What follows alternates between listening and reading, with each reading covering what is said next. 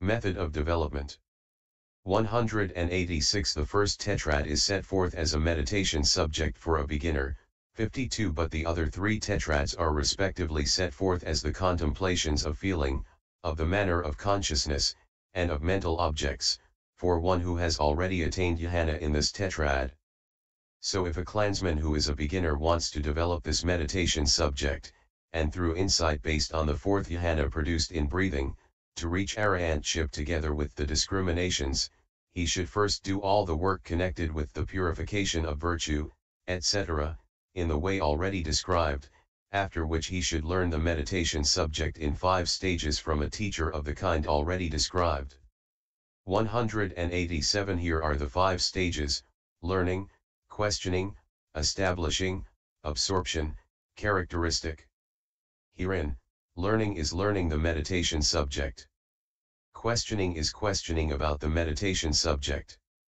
Establishing is establishing the meditation subject. Absorption 278 is the absorption of the meditation subject. Characteristic is the characteristic of the meditation subject. What is meant is that it is the ascertaining of the meditation subject's individual essence. Thus, this meditation subject has such a characteristic. 188. Learning the meditation subject in the 5 stages in this way, he neither tires himself nor worries the teacher. So in giving this meditation subject consisting in mindfulness of breathing attention, he can live either with the teacher or elsewhere in an abode of the kind already described, learning the meditation subject in the 5 stages, thus, getting a little expounded at a time and taking a long time over reciting it. He should sever the minor impediments. After finishing the work connected with the meal and getting rid of any dizziness due to the meal, he should seat himself comfortably. Then, making sure he is not confused about even a single word of what he has learned from the teacher, he should cheer his mind by recollecting the special qualities of the 3 jewels. 189. Here are the stages in giving attention to it: 1. Counting, 2. Connection, 3. Touching, 4. Fixing, 5. Observing, 6. Turning away, 7. Purification, and 8. Looking back on these. Herein, counting is just counting, connection is carrying on, touching is the place touched by the breaths, fixing is absorption, observing is insight, turning away is the path, purification is fruition, looking back on these is reviewing. 191. Herein, this clansman who is a beginner should first give attention to this meditation subject by counting. And when counting, he should not stop short of 5 or go beyond 10 or make any break in the series. By stopping short of 5 his thoughts get excited in the cramped space, like a herd of cattle shut in a cramped pen. By going beyond 10 his thoughts take the number rather than the breaths for their support. By making a break in the series he wonders if the meditation subject has reached completion or not. So he should do his counting without those faults. 191. When counting, he should at first do it slowly, that is, late as a grain measurer does. For a grain measurer, having filled his measure, says 1, and empties it, and then refilling it, he goes on saying 1, 1 while removing any rubbish he may have noticed. And the same with 2, 2, and so on.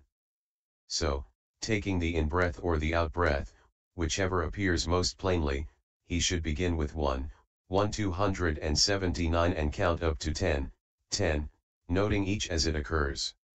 192. As he does his counting in this way, the in-breaths and out-breaths become evident to him as they enter in and issue out. Then he can leave off counting slowly, late, like a grain measurer, and he can count quickly, that is, early as a cowherd does. For a skilled cowherd takes pebbles in his pocket and goes to the cow pen in the morning, whip in hand, sitting on the bar of the gate, prodding the cows in the back, he counts each one as it reaches the gate, saying 1, 2, dropping a pebble for each. And the cows of the herd, which have been spending the 3 watches of the night uncomfortably in the cramped space, come out quickly in parties, jostling each other as they escape. So he counts quickly, early, 3, 4, 5, and so up to 10. In this way the in-breaths and out-breaths, which had already become evident to him while he counted them in the former way, now keep moving along quickly. 193 Then, knowing that they keep moving along quickly, not apprehending them either inside or outside the body, but apprehending them just as they reach the nostril door, he can do his counting quickly, early 1, 2, 3, 4, 5, 1, 2, 3, 4, 5, 6, 7, 8, 9, 10. For as long as the meditation subject is connected with counting, it is with the help of that very counting that the mind becomes unified, just as a boat in a swift current is steadied with the help of a rudder. 194 When he counts quickly, the meditation subject becomes apparent to him as an uninterrupted process. Then, knowing that it is proceeding uninterruptedly, he can count quickly, early, in the way just described, not discerning the wind either inside or outside the body. For by bringing his consciousness inside along with the incoming breath, it seems as if it were buffeted by the wind inside. Or filled with fat. 53 By taking his consciousness outside along with the outgoing breath, it gets distracted by the multiplicity of objects outside. However, his development is successful when he fixes his mindfulness on the place touched by the breaths. That is why it was said above, he can count quickly, early, in the way just described, not discerning the wind either inside or outside. 195 But how long is he to go on counting? Until, without counting, 280 mindfulness remains settled on the in-breaths and out-breaths as its object. For counting is simply a device for setting mindfulness on the in-breaths and out-breaths as object by cutting off the external dissipation of applied thoughts. 196 2. Having given attention to it in this way by counting, he should now do so by connection. Connection is the uninterrupted following of the in-breaths and out-breaths with mindfulness after counting has been given up. And that is not by following after the beginning, the middle, and the end. 54. 197 The navel is the beginning of the wind issuing out, the heart is its middle and the nose tip is its end. The nose tip is the beginning of the wind entering in, the heart is its middle and the navel is its end. And if he follows after that, his mind is distracted by disquiet and perturbation according as it is said, when he goes in with mindfulness after the beginning, middle, and end of the in-breath, his mind being distracted internally, both his body and his mind are disquieted and perturbed and shaky. When he goes out with mindfulness after the beginning, middle, and end of the out-breath, his mind being distracted externally, both his body and his mind are disquieted and perturbed and shaky. PSI 165. 3-4. So when he gives his attention to it by connection, he should do so not by the beginning, middle, and end, but rather by touching and by fixing. 198 There is no attention to be given to it by touching separate from fixing as there is by counting separate from connection. But when he is counting the breaths in the place touched by each, he is giving attention to them by counting and touching.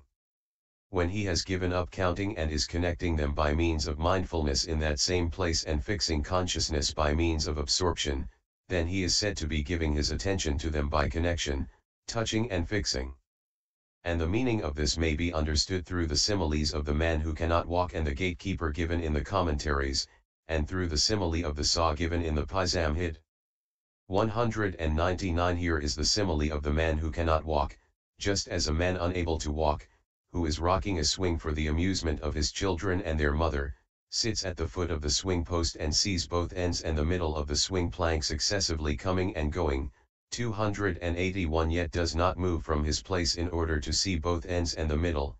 So too, when a bhikkhu places himself with mindfulness, as it were, at the foot of the post for anchoring mindfulness and rocks the swing of the in-breaths and out-breaths, he sits down with mindfulness on the sign at that same place, and follows with mindfulness the beginning, middle, and end of the in-breaths and out-breaths at the place touched by them as they come and go, keeping his mind fixed there. He then sees them without moving from his place in order to see them. This is the simile of the man who cannot walk. 200 This is the simile of the gatekeeper, just as a gatekeeper does not examine people inside and outside the town, asking, "Who are you? Where have you come from? Where are you going? What have you got in your hand?" For those people are not his concern, but he does examine each man as he arrives at the gate.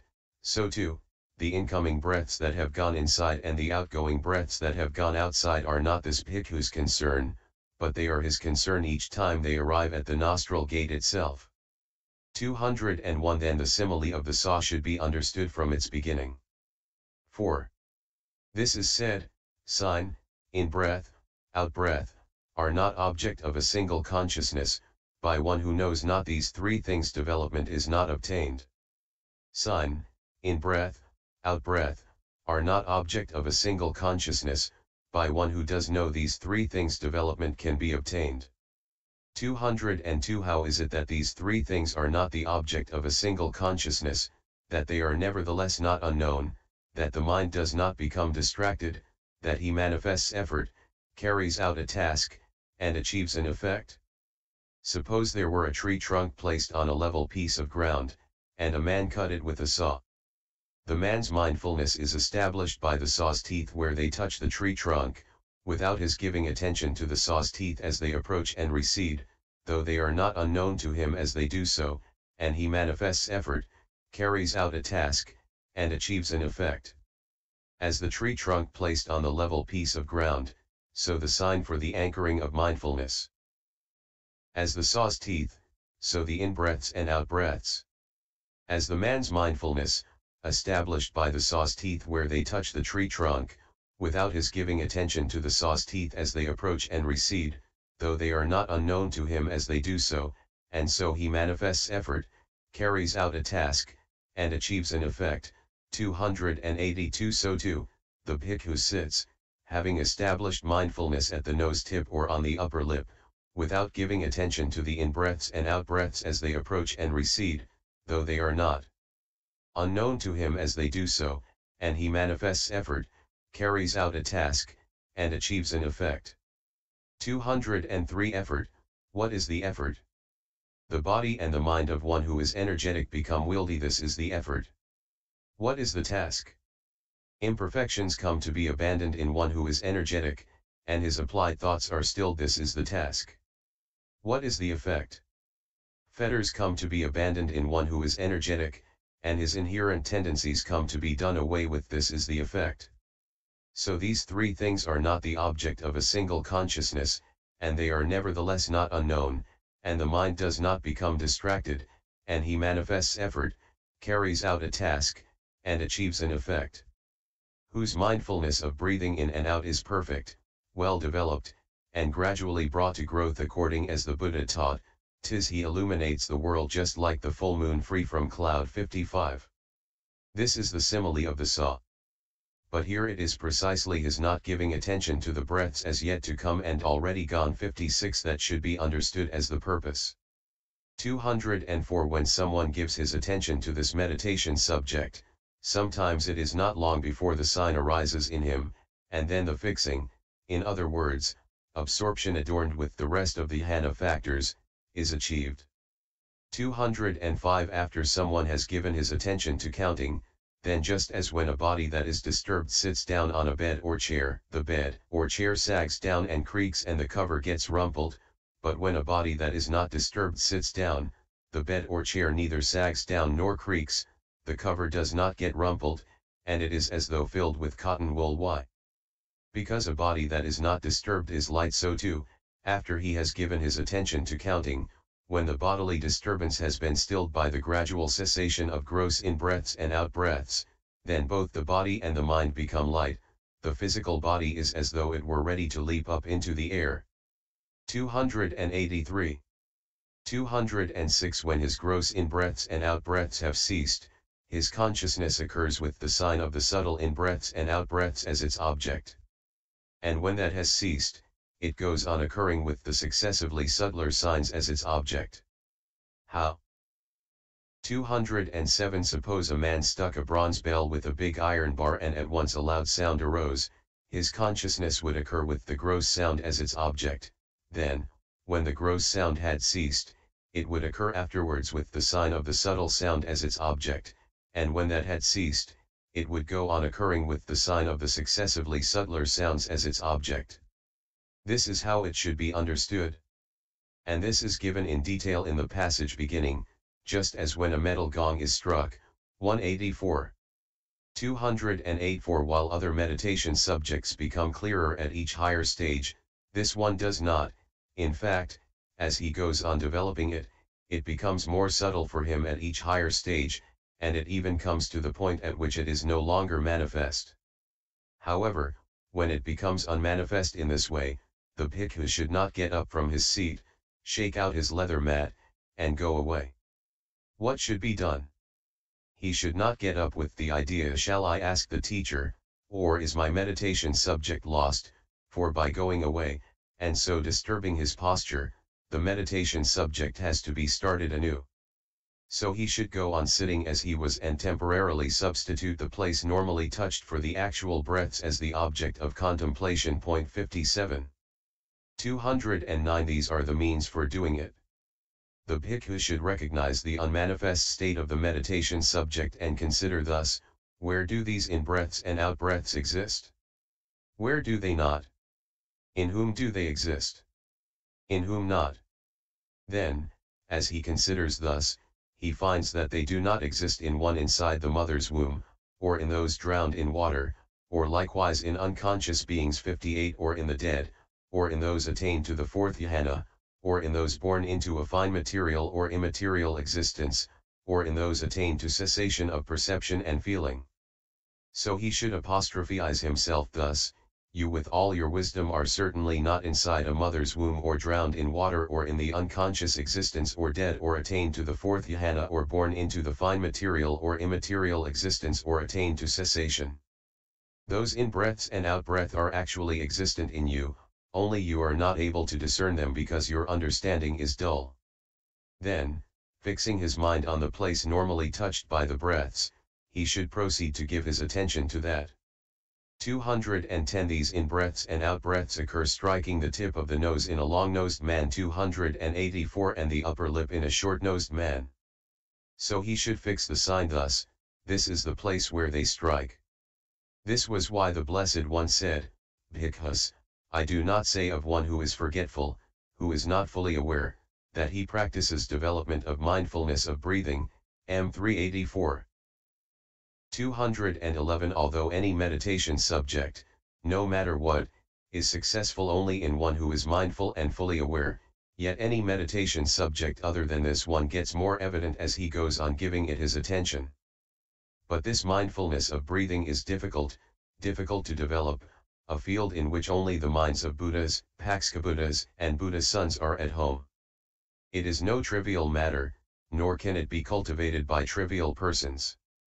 In proportion as continued attention is given to it, it becomes more peaceful and more subtle. So strong mindfulness and understanding are necessary here. 212. Just as when doing needlework on a piece of fine cloth a fine needle is needed, and a still finer instrument for boring the needle's eye, so too, when developing this meditation subject, which resembles fine cloth, both the mindfulness, which is the counterpart of the needle, and the understanding associated with it, which is the counterpart of the instrument for boring the needle's eye, need to be strong.